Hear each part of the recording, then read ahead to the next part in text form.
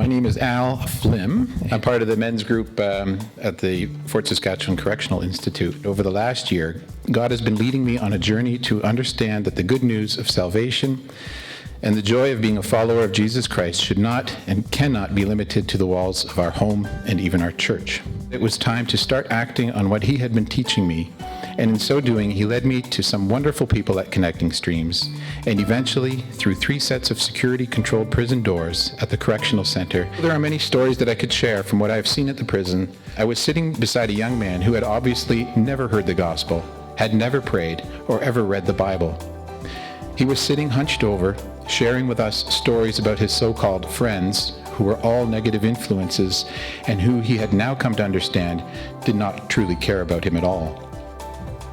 And then he said, and I quote, "When I was hungry, they gave me nothing to eat. Now I'm in prison, and they do not visit me." Here was a guy who had never read the Bible, and he was quoting Matthew 25 to me almost word for word. It hit me like a ton of bricks, and I knew I was right where God was calling me to be. And then there's the ripple effect. A few months ago, after joining this team, I wrote a letter to our pastor and church council to thank them for all the wonderful things that I see in our church, but also to suggest that when it comes to verbally sharing our faith with those outside our walls, and frankly, even to those within, we lack confidence and boldness.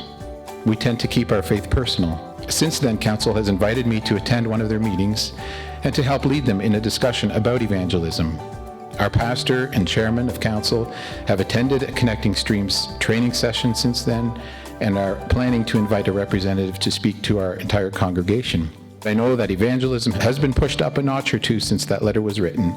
I know that God does not need me to further his kingdom, but when he calls me and invites me to join in the mission, may I always be ready to say, "Here I am, Lord, send me."